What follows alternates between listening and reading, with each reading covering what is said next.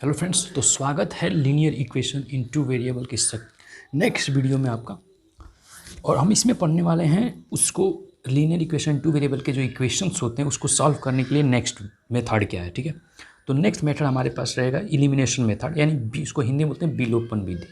ठीक है, इसमें इलिमिनेशन का मतलब होता है रिमूविंग। ठीक है, रिमूव करना।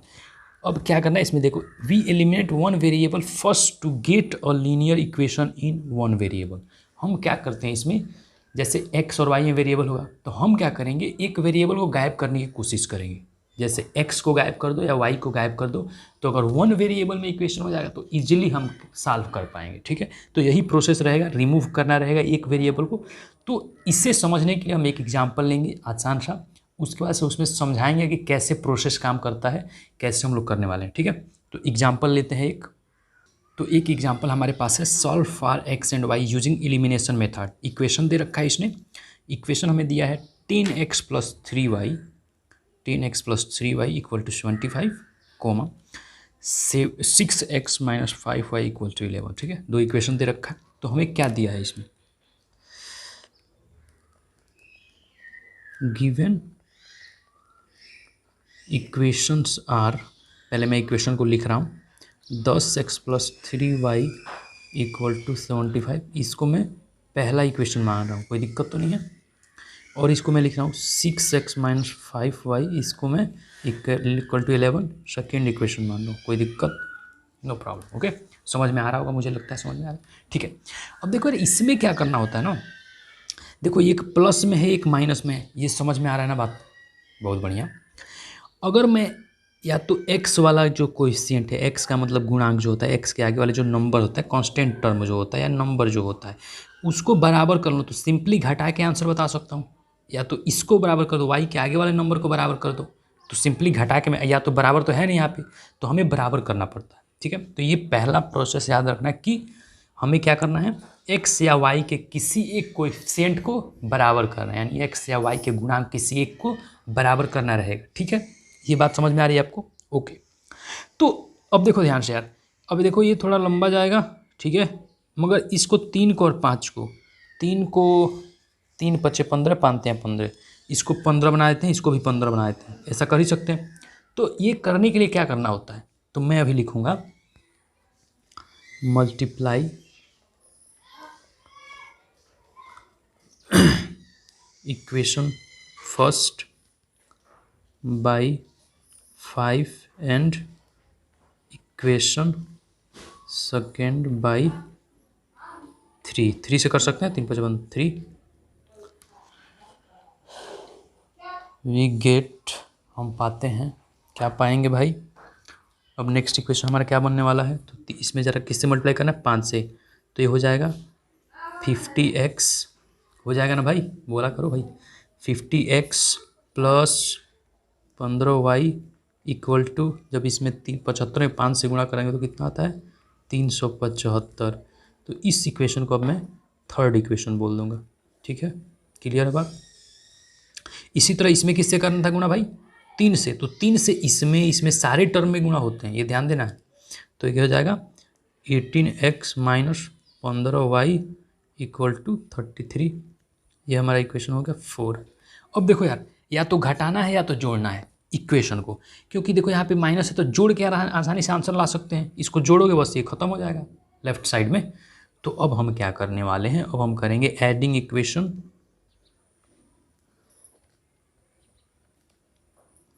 3 and 4, वी गेट, जब ऐड करोगे तो क्या होगा जी बताओ, डायरेक्ट लिखूँ समझ जाओगे, क्योंकि इसको ऐड करोगे, पहले मैं एक बार बता देता हूँ ऐसे, नहीं तो फिर कहोगे कि समझ ही नहीं आ रहा है।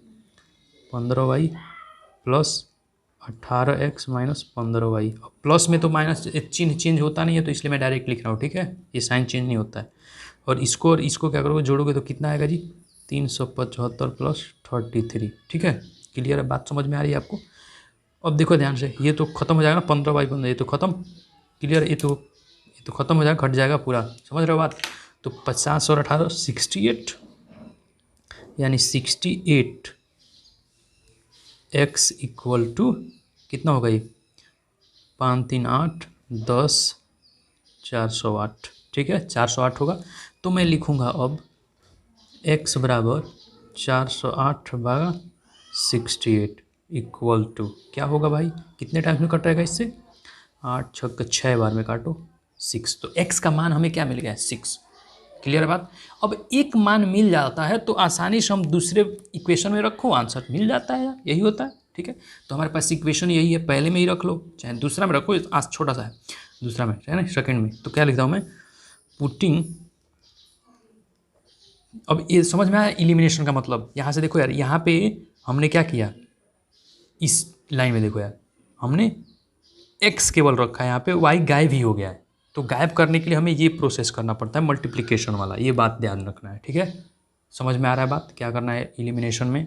ओके, ये तुम x वाले के साथ भी कर सकते हो, कोई रूल नहीं होता है कि x के साथ करना y के साथ, दोनों में तुम्हारी मर्जी, जो तुम्हें आसान लगे वो कर लेना। ठीक है, और क्वेश्चन करेंगे इस पर तो तुम्हें समझ में और क्लियर आ जाएगा क्या करना होता है।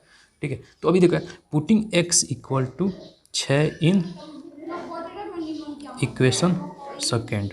इक्वेशन सेकेंड क्या है, 6x minus 5y equal to 11, यही है ना जी। तो 6x, तो 6 गुणे x के जगह 5 माइनस 5y x के जगह पे 6, मतलब इक्वल टू 11, यही दिया है। क्लियर है बात। ओके, अब देखो ध्यान से इसको। ठीक है, तो minus 5y equal to 11 minus से जाएगा तो 36, समझ रहे हो बात। Minus 5y equal to minus 25 हो जाएगा। बताओ यार क्या यह होगा। तो y बराबर -25/-5, जब काटोगे तो ये 5 बार में कट जाएगा। ठीक है, यानी y का मान 5 आने वाला है। तो हमें देयरफॉर x इक्वल टू कितना आया था, 6, y इक्वल टू 5, तो ये हमारा आंसर हो जाएगा।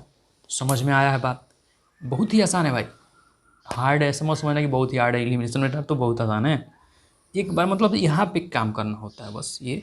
और देखो जाएगा क्वेश्चन जो पूछेगा ना, तुम्हें एग्जाम में ये नहीं बोला जाता है कि इस विधि से सॉल्व कीजिए, आप इस मेथड से, तुम्हें जो तुम्हारा मन करे, जो तुम्हें अच्छा लगता है, जो तुम्हें अच्छे से समझ में आता है, वो मेथड यूज करके सॉल्व करना तुम। ठीक है, तो एक बार और देख लो क्वेश्चन को।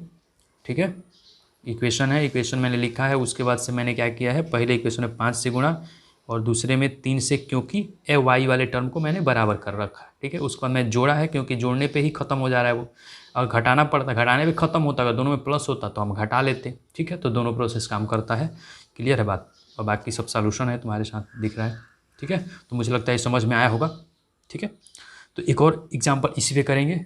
ठीक है, तब तक नेक्स्ट मैं लिख रहा हूँ। ठीक है, तो नेक्स्ट क्वेश्चन आपके सामने है, सीबीएसई वालों ने 2010 में पूछा भी है इस क्वेश्चन को, तो बड़ा ही इंपॉर्टेंट क्वेश्चन बन जाता है जब सीबीएसई से पूछता है तो। ठीक है, तो इसे सॉल्व करते हैं। क्वेश्चन है solve for x and y. Equation दे रखा है 4/x + 3y equal to 8, 6/x - 4y equal to -5। तो इक्वेशन आपके सामने है, सॉल्यूशन करने वाले हैं। ठीक है, बताना भाई किस तरह से होगा। ओके, तो अब देखो ना, ध्यान देना यहाँ पे यार, देखो यहाँ पे तुम, अभी हम बोल रहे थे कि एक्स वाई में टर्म सिंपली लाओ तुम। ठीक है, ये क्लियर है बात, मगर यहाँ पे बटा एक्स में दे दिया है। ठीक है, एक्स को डिवीजन वगैरह दिया है। तो इस तरह के जब भी क्वेश्चन है ना, तुम इसको क्या करो, 1/x को, इसको देखो 4 × 1/x है, ये 6 × 1/x है। तो मैं क्या करता हूँ, लेट 1/x इक्वल टू कुछ भी तुम्हारा जो मन करे, ए मानना है तो ए मान लो, कोई दिक्कत नहीं होगा, इक्वल टू ए। ठीक है, माना हूँ मैं। ठीक है, let 1/x equal to A, then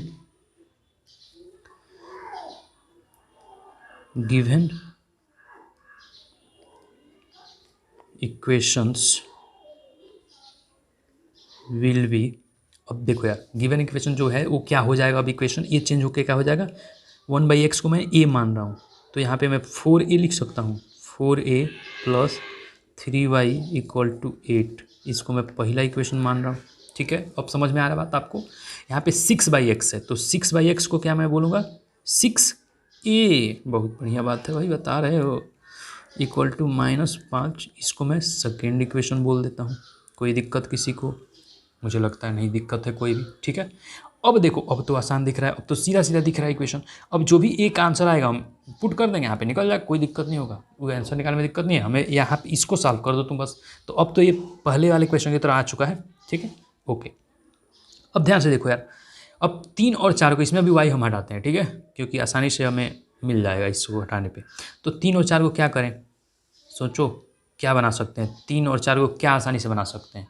सबसे अच्छा है एलसीएम निकाल लिया करो, पता चल जाएगा। तो 3 4 को क्या बनाएंगे, 12 बनाने की कोशिश करेंगे। यानी मैं क्या लिखने वाला हूँ, मल्टीप्लाइंग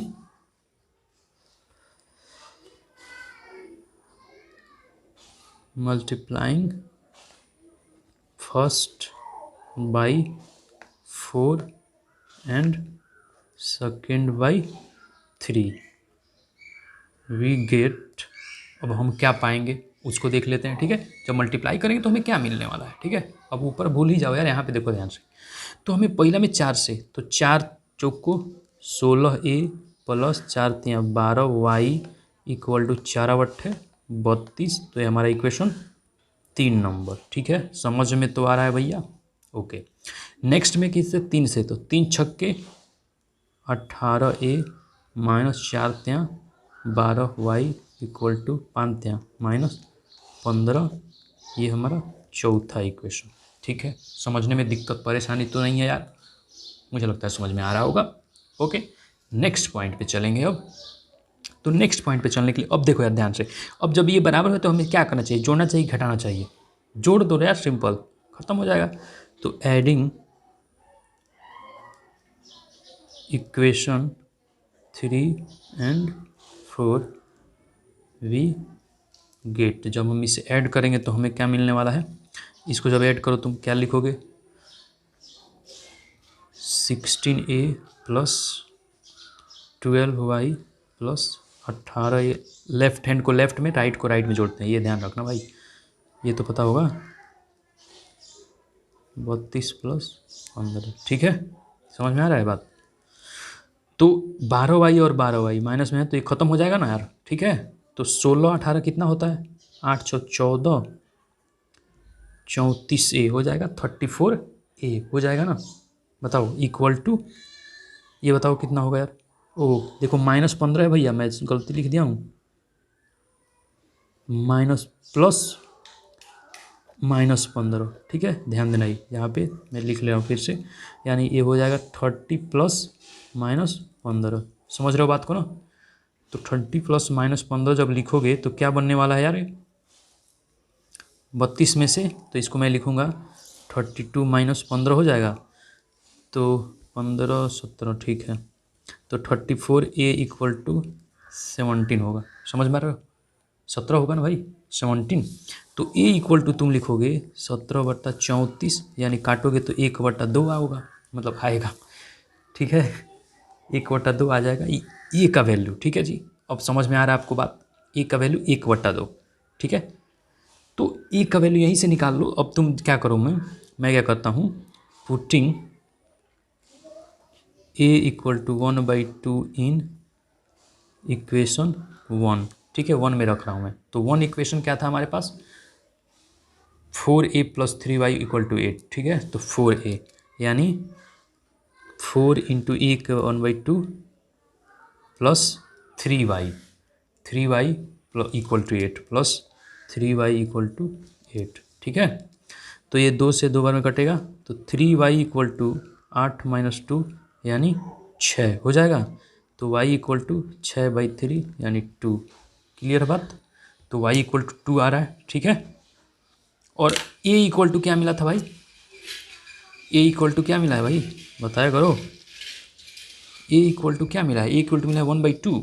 तो a इक्वल टू अगर 1/2 मिला है तो a का मान किसको माने थे, 1/x को। तो 1/x इक्वल टू 1/2, तो x इक्वल टू 2 हो जाएगा। बताओ ध्यान से देख के बताओ भाई, हो जाएगा। यानी यहाँ पे क्या आंसर आ रहा है हमारा, therefore x equal to 2, y equal to 2, ये हमारा आंसर है, ठीक है। समझ में आ रहा है। तो बड़ा ही आसान सा क्वेश्चन है, सिंपल है, आसानी से समझ के कर लोगे तुम क्वेश्चन, मुझे लगता है ऐसा, ठीक है। और SBSC वालों ने पूछा तो बड़ा इंपॉर्टेंट क्वेश्चन है ये, ठीक है। तो एक बार और मैं ध्यान से दिखा देता हूँ आपको क्वेश्चन शुरू से कि क्या कर रहे हैं हम लोग, ठीक है। ये क्वेश्चन हमारा था, ये 1/x के रूप में लिखा था यहाँ पे, तो उसको मैंने क्या लिया, पहले a मान लिया, जो तुम्हारा मन करे वो मान लेना, ठीक है। x मत मानना, y मत मानना, इसके अलावा जो लेटर तुम्हें अच्छा लगता है मान लेना, अल्फ़ाबेट्स, ठीक है। उसके बाद इक्वेशन लिखोगे तो इस प्रकार से इक्वेशन आएगा, उसके बाद से तुम्हें मल्टीप्लाई करना है, क्योंकि हमें इस टर्म को क्या करना है, इक्वल बनाना है। क्यों इक्वल बनाना है? क्योंकि हमें इस टर्म को गायब करना है भाई, वाई को गायब करना है। यहाँ पे हमारा टारगेट है वहाँ पे वाई को गायब करना। अगर तुम्हारा टारगेट ए को गायब करना है तो 4 छक्के 24, 24 पे काम कर लेना तुम, ठीक है। तो एक कंडीशन हो जाएगा, समझ में आएगा। मल्टीप्लाई करके दोनों बगल मल्टीप्लाई करोगे, लेफ्ट और राइट दोनों में लिख लेना। उसके बाद से ऐड करोगे तो हमारा आंसर आ रहा है यहाँ पे, ठीक है। तो ए का मान आके यहीं पे निकाल सकते हो तुम, एक्स का मान एक्चुअली हमने सॉल्व कर लिया है पहले, उसके बाद से निकाल दो। तो तुम्हारी मर्जी, जैसे करना होगा कर लेना, ठीक है। अगर कुछ भी नहीं समझ में आ रहा तो वीडियो को रोक के जरा ध्यान से देखना उसे, क्योंकि मैं सिंपल वे ही तरीका यूज़ करता हूँ हमेशा सॉल्व करने के लिए, ठीक है जी। बात समझ में आ रहा है आपको? तो हमारा आंसर रहेगा x=2 और y=2। तो मुझे लगता है वीडियो अच्छा लगा होगा। अगर अच्छा लगा हो तो अपने दोस्तों का शेयर करें और लाइक करें, सब्सक्राइब करें हमारे चैनल को, कि आपको हमेशा वीडियो मिलता रहे टाइम टू टाइम। ओके, धन्यवाद। Have a good time.